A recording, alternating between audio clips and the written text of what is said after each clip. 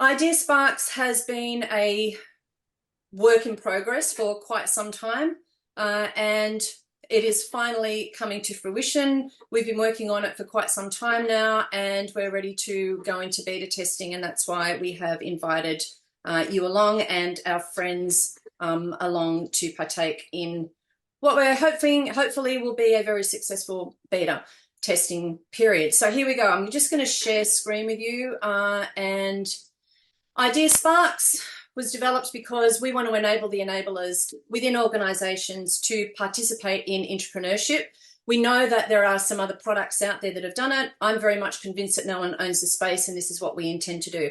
We want to enable the enablers to enable their organisations and become involved in entrepreneurship at the ground level. So, quick agenda. Welcome. I'm going to quickly introduce you to the remarkable team that we have, tell you a bit about the backstory. Chris and Raz will then run you through a bit of a story around how it actually works. We're going to talk about incentives. We're going to talk about how we're already looking at stage 2 with our friends at DevReady. See if you have any questions and then give you some information on the next level. So here's our team. Our team is a remarkable group of people. Chris is our Chief Technical Officer. Chris is responsible for putting or working the dev team, putting all the ideas together and actually creating the product that will be IdeaSparx. Raz has Raz has actually been on the team right from the beginning. So Raz has been involved in the design, in the concept, what it looks like, how it feels. He's also very much involved in UserX. Lisa is our very much valued financial advisor, numbers cruncher, and ideator as well. So Lisa has a long history of entrepreneurship. Anthony and Andrew from DevReady, we've started discussions with them probably in the last 6 months or so as a stage 2, as an add-on, and you'll see what that looks like shortly as we hand over to them for their part of the presentation. And Peter is, as well as being a Singularity U expert and a long-time colleague of Lisa's and myself, is also involved in transhuman coins. So we're looking at how do we incentivize people to actually take part, because this has been part of the biggest issue around getting people involved in innovation within organizations. The backstory is that very many years ago, as I said before, everybody wanted an innovation section in their organization. I was asked to run an innovation workshop for a drug company that had around 200 people. They said, well, we want to send you all our salespeople. I said, no, please send me, a few of your marketing, a few of your sales, a few of your exec, just let's mix it up. Then I asked them if they would ask their people to come up with 3 categories of ideas to progress. One would be something that was very easy to achieve. The middle bucket was something that was middle of the road, a bit more difficult, needed a bit more resource, a bit more things. And then we had what we used to call pie in the sky, that since my association with Singularity University, we now call moonshot. So when we asked them for all these examples of easy, middle of the road, pie in the sky, it turned into a bit of a mess. So that's when IdeaSparx was born, and that's when we started playing around with the program. And I kind of went, well, how do we make this easy? How do we make it seamless? We actually asked the organisation to produce one of those ideas before we went into the workshop. So my PhD research is in how do you make the most out of a workshop? How do you get longevity out of workshops, seminars, conferences? And for me, it's all about engagement and making people feel valued and making sure their ideas are heard. Nothing new. There were no breakthroughs in the research. It just reiterated what we already know to be true.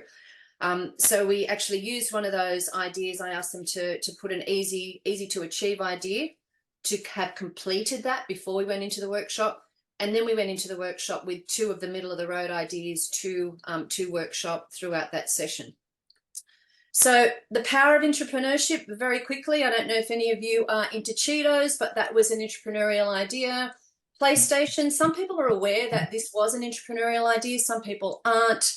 Fast and Green is a go-kart adventure type lifestyle thing where that happened through entrepreneurship with another organisation. Most people know the Post-it note story, and I did send you a link if you wanted to go down that rabbit hole in the introductory email. And a product called Soothe and Chew was entrepreneurial. There are actually lots and lots of cases about entrepreneurial case studies that have evolved from people getting their own people involved in these ideas. The power of entrepreneurship, I'm not going to read all of these out. I will send you the deck. But the two most attractive things for me are companies encouraging entrepreneurship, attract and retain top talent, and it boosts the company revenue and growth. And there's some facts and figures out around that as well. How it works. I'm actually going to hand you over. I'm going to stop sharing my screen and invite Chris and Raz to walk you through a demo of just how it works. Awesome. Okay, cool. So I thought today we would just act as if we were ourselves, and we're creating a challenge, and we're going to create a really cool concept and idea, and then we're going to see how we can take that all the way through to actually having the product ready to go. So this is the IdeaSparx platform, and it's gone through a few iterations, and we finally landed on something that we feel is very simple, very easy for the users to understand and comprehend. And essentially it starts out with this, which is the main sort of news thread, Spark thread, where you can come to each day, see any new ideas. At the top here, we have challenges. So what we found was organizations like to set a challenge, and that can help create, the ideas to sort of be channeled into a specific area, as opposed to a Spark, which can be posted at any time by anyone within the organization. The key thing that we wanted to really do was make it super simple for people to create a new Spark. So all they need to do is click this, and then the Spark is an idea. The Spark's the idea. Yeah. Gotcha. So Raz came up with this awesome branding. Like, I love it. That's what his specialty is. He's so good with branding. He designed like the colors. Like, what is it? What are our colors, Raz? I love fire, which is the red. Black is soot. Soot. And the background color is paper. So it's all about ignition. Yeah. So there's heaps of little secret sort of things in this.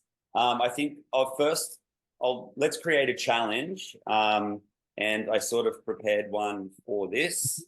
And essentially we've got multiple offices in Melbourne and Sydney, and we've now got people working from home. And so we want to look at ways that we can innovate the better use of the different office locations and people working from home, because we're never sure who's where and where they're going to be. So I also then, so then it's as simple as that. Then I can preview and I can click publish. And now I've got this challenge that's here, and it's accessible by anyone within the group. So essentially you can create groups of people. So you could have one that's just, company-wide, or you could have individual ones depending on what the topics and different aspects are, which allows you then to filter and search them later. But essentially then we've got the Spark. Users can come in here and they can ask questions on those Sparks if they've got it. And then we'll be able to jump straight into creating a Spark. So I had an idea for this, and I was just at the cafe just before, and I thought, what if we just had a simple office app, and it's to help with booking meetings, keeping track of who's working from home and who's in which office, and can be handy for our hybrid setup. So then I also, I love designing software, and I like to use my pen and paper. So I did a little mock-up of what I thought it could be. And then I got a chance to sit down and also put together a draft of a feature list. So what I'm doing here is people can upload, it could be an audio, it could be a video. They could use their phone and just capture, hey, here's my idea, or video, hey, this is what I'm thinking. They could show it the location of where they're doing and where they want it to be. And then they can post it here and create that Spark so that users can then, or other team members can then see it. So in here, we've got each Spark. You could have the ability to watch a Spark if you really like the concept and idea, and that'll go into your watch list. You can comment, which we'll get into, and then you can click fire. So fire's our take. Watch is sort of like to follow or something like that, or? Fire is to like you think that's a fire idea. You're sort of sparking and igniting it. What's So the watch? Yeah, Sorry. the more you fire it, the higher it gets up. The managers can sort of see, oh wow, this one's really taking off. There's a lot of people that are behind this idea. We didn't like the idea of saying no, that's crap, or yes, that's good, because no, the idea is bad. So we thought we'd just add that in for that, and then we can click into the The Spark. what? Sorry, Chris. The watch is something that you're interested in, but you're not quite sure you want to become involved in yet, but you want to see how it goes. Then you can put it on your watch list. And that way all the ideas that you're interested in will rise to the top. And if you're in a management position and you really want to watch what the Spark's doing, that also allows that function. Exactly. It's just your watch list. So you just, maybe 3 of the hopefully hundreds of ideas that come in from all of our entrepreneurs within our organization are in here. And there's some that we really think, hey, this might have potential. I want to watch that. So then if I come up here and I click on my filter, I can see just the ones that I'm really interested in and I'm watching. Yep. Right. So then, I'm just clicking too much. Okay, so if we come in here, then you can see I've posted these resources so that other people can get my idea. And again, that could be video, audio, whatever it is. Raz has already had a look and he says he loves this idea. How about we call it the office orbit? So it's a satellite view of our office locations. And then I can be, great idea. And now we're just interacting and engaging within that idea. As a manager, so there's different levels. There's the organizational admin. So that's like the overarching company or head of the company. Then with all the groups, you can assign a group manager. And the group manager is the one that can interact and see the users within a group, the ideas, the sparks, and then they'll also see this backed idea. So after time, after the idea is fleshed out, it's got enough fire, it's got enough momentum, they can actually come in here and they can mark this as backed. And so that's when it then gets the attention of the organization. And that's when the incentives, the different things can come in. And we're going to talk a bit about that a little later. But essentially, that's your reward system. So you want to reward people for commenting and interacting. You want to reward people for saying, hey, I'd love to be a part of this project. Can I help with the team that's going to develop it out? And then you also will have the company might offer an incentive. Like we saw this cool idea, I think it was called Redbox. And it essentially had a $1,000 Visa card, a guide to getting an idea off the ground, and a meeting with one of the heads of the organization as part of the package. So if you could put an incentive like that, alternatively, something like a cryptocurrency like Transhuman Coin, you could actually give team members and staff reward systems throughout the whole process for interacting, engaging, and helping ideas come to fruition. And you have that at all levels, whether you're the idea creator. And what I love for Christina is she loves that every idea that's put on here is now a digital footprint. It's tracked. We start looking at Web3, it could potentially even have a smart contract. And that entrepreneur can take ownership over that with the organization. And you can see the whole journey all the way through until it's backed. And then after this, we're also going to be going on with Dev Ready, and they've got a really cool way from getting that product all the way through to fruition. So it's kind of like a full setup. So if I go back to my home, we can see that we've got our challenges, we've got our ideas, everything's there. Me as a manager, I can actually come into my dashboard, and this is where I can actually see all of my groups. If I want to invite people to it, I can come here, I can generate a link, I can copy that link, and then we can put it out to all the team members that we want to jump on and be a part of that link. We can see the members of a group, and then we can also assign a group manager, and that's the caretaker of that group. Oh, I see. That's a link. That's an invite link. Then you can email that to someone or contact them within IdeaSparx. Yeah, we went that way because we felt that most organizations are probably going to want to broadcast it across a Teams board or a Slack channel. Yeah, that's great. And rather than individually, doing emails, we just have an invite link, very similar to a Zoom call. Yeah, that's smart. So then we can see all the people that are in the organization, are in this group. Because me as a manager, I can have one or many groups, but I'll only see the information for the groups that I manage. Whereas you as an organization admin, you would actually see all of the data and information for all of the groups. Okay. And then I can come down here and I can actually see if there's any backed ideas. And yeah, you essentially can just filter. Just to make sure I'm understanding right, the backed ideas, that'll be a toggle that just like management or an admin or something has access to.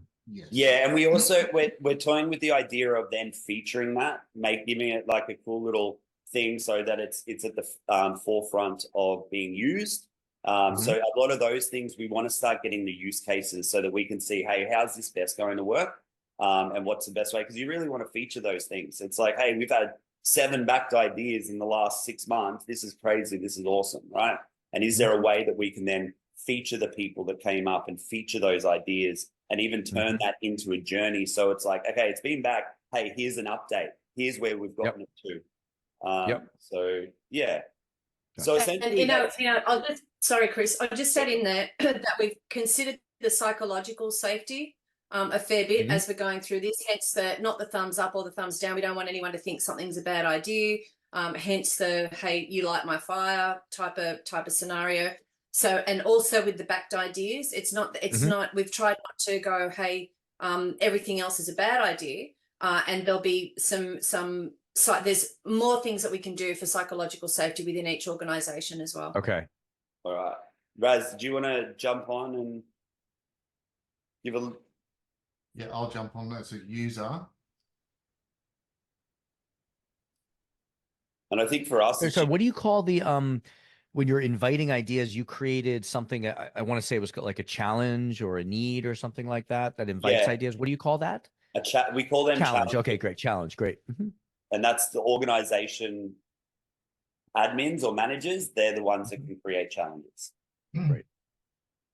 We played around with opportunity as well, but these are the kind of things like we're about to go into beta testing. So language is really important. Psychological safety is really important. Feedback from people within the sphere is really important, but also people that don't really have anything to do with innovation. That feedback's pretty crucial as well, because we want them to become involved. And just making it accessible, right? So that people can, I had the RSCQ guy helping fix my battery the other day. And I was just had a meeting on this project, and he came and we started talking. He's like, I've got this idea that I don't know who to tell, but it would save us X amount of money per year. And it would be so simple to innovate. And I'm like, man, I'm working on this app at the moment. It does this. And he's like, yeah, like they don't even know because like we've got no voice, So to have something like this where he could just get on his phone and within 30 seconds already have his idea posted there for other people to comment on. Yeah, I just love it. Great. Right. So from my perspective as a user, so I'm seeing different sparks come up every day. I can see from here, I can see my own sparks, how they're performing. I can see any new changes that come through. I'll receive notifications about comments that have been made on my sparks, or also challenges that have been put forward. And as Chris mentioned, I can very easily filter the things I'm watching. I can make sure I can see the challenges. One of the most important things from me is when an idea strikes, I want to be able to put that forward straight away. So this is totally responsive. It's web-based. So I could be on the train. I could have just got out of the shower. And I'm like, hey, I've got a great idea. Or I just want to keep interacting with what's going on. It's very much a community-focused approach where you're within an organization, you're within a team. It's very, very active in terms of let's share ideas. Let's put things forward. So so what are the barriers to entrepreneurship? The answer is IdeaSparx. So I went through your Innovate, which I thought was really cool because I really like doing that as well. You've got the recording of this anyway, but the intent, IdeaSparx gives you that permission. The need, the clarity, IdeaSparx allows the clarity through the involvement of the ignition and the contributions, options. IdeaSparx will allow the organisation to have multiple sparks being ignited by people within the organisation.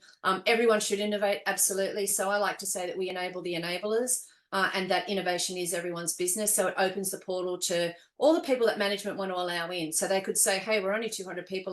Let's create a link for everyone in the organisation. Some of the people that we're testing with just want their 30 people in the innovation team involved. So it's really a discussion with management on how we set it up, and it's very bespoke.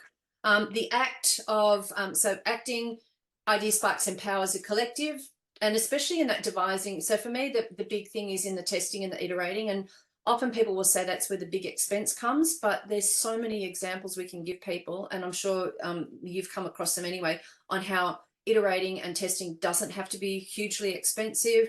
Teams, IdeaSparx allows people across silos to work because it's a platform, because you can keep an eye on what's going on and get involved in whatever process it is. You have an option to join the team if that's what you want to do. And IdeaSparx helps customize the incentives. So thank you for all those barriers to make that really clear. Thank you for joining us for the presentation. If you're watching the recording, thank you for watching the recording. Please feel free to distribute this to those people that you think may be interested in entrepreneurship in your organization. We've created IdeaSparx because we truly believe that innovation is everyone's business that wants to be involved, that wants that spark, that has the curiosity and the passion to develop product. They may not have the idea themselves initially. Everybody isn't the initial entrepreneur.